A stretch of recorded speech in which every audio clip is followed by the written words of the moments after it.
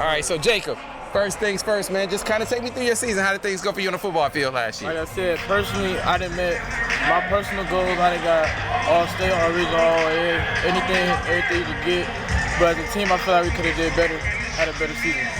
All right, so as far as your individual improvement, tell me where your game was better last year. I was an all-around player last year. I played basically every position in the field. Receiver, nickel, safety, corner, linebacker, and everything. So I feel like as a player, I did more. All right, now as far as you came out here, you worked out some today. Where do you think you need to get better? Like, what are you working on right now? I feel like I can get better in every aspect. You can't get no worse getting some work in. So I come out here and get my work in just to get better at everything. All right, so now as far as recruiting is concerned, you've been in the game for a long time now, man. I mean, how many offers? Let's start with how many offers you're up to. I'm at 35. 35 offers. Now, have you gotten to the point where you've narrowed down your list yet? It's coming soon. It's coming soon. All right, so let's talk about the one close to home. How have things been going with Michigan? What's the contact been like? What have they been saying to you? Contact's been constant. They tell me I'm the number one on their board right now. They come visit me, come visit them. Ask me, they want me there 24/7 as many times as I can get there. So I can see that their relationship is strong with me. I can see they want me.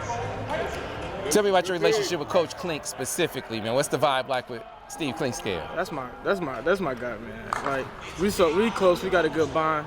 It's just like most times it don't even be about football. It's just be about whatever. So yeah, that's my guy. You know, when you talk about timeline, is getting your recruitment out of the way to help recruit another class wherever you go, is that a big deal for you, or are you just putting it off as long as it takes? I'm going with the flow. I'm just on my time. That's what they tell me. Take my time. Okay. So when you get ready to make that decision, what are going to be the big factors in that choice?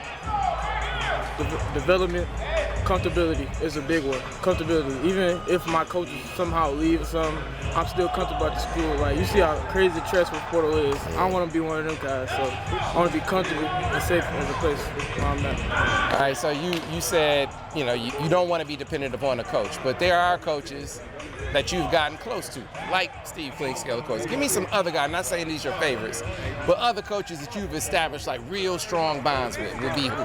Coach Parker, Iowa, Coach Smith, Hoyt Dexter, Penn State, Banks, Roy Manning. It's a whole bunch of coaches. What about Phil Parker, man? I mean, you said obviously they've done a lot of great work. Down in the D, they've recruited a lot of players from your dad before. What about that long-standing connection that you have with the Hawkeyes? I mean, that's Uncle Phil down there. You know his family, so. And they done put all our guys in the league, all guys that I know. It's a good relationship with him, always. Okay, so do you think distance is going to play a role at all in your decision? I feel like as good as everybody's recruiting, everything plays a role, so everything's kind of even with me. Okay. What about NIL? Do you look at that as a factor in your recruitment? How deep do you look into the NIL opportunities at the schools? If I'm at a school with a good coach, I know I'm going to get developed, and I know the NFL money is bigger than the NIL money, so that's what I'm missing. I'm not basing my decision off NIL money.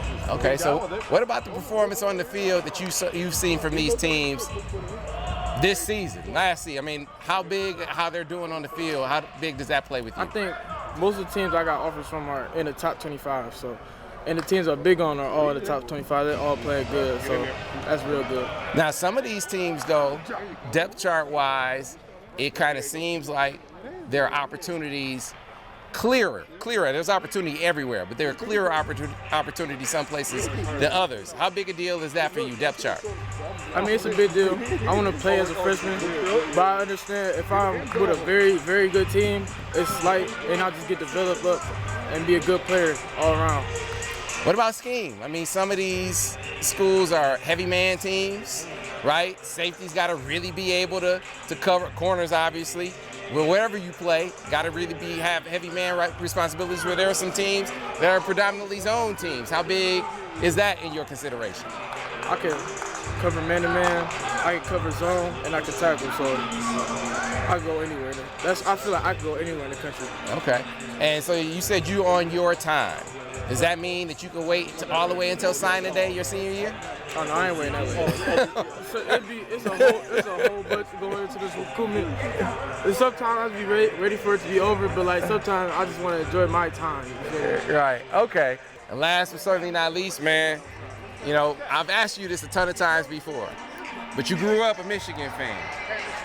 Just when they're playing for a championship, have you put aside rooting for them? Is that totally gone away now that you are a recruit? Or do you still actually recruit for them when they're doing things like playing for a championship?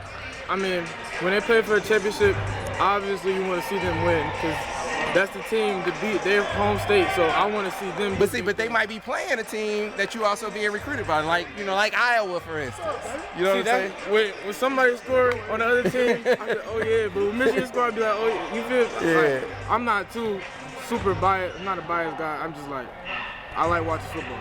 So you put it all to the side. Now, your pops, he has done a fantastic job. Yeah. Fantastic job of, you know, being dad and taking even the coach hat off, the fan hat off. Does he ever give you a go blue? Yes, all the time. All the time. Wait a minute, man. Wait, but he always be the neutral guy, the impartial guy. He don't do that with Michigan? When it gets to the end of the season, Ohio State, Big Ten Championship, National Championship come up, it's all go blue. Like, it's go time. All right, Jacob, man. Appreciate your time. Good luck, man. No problem.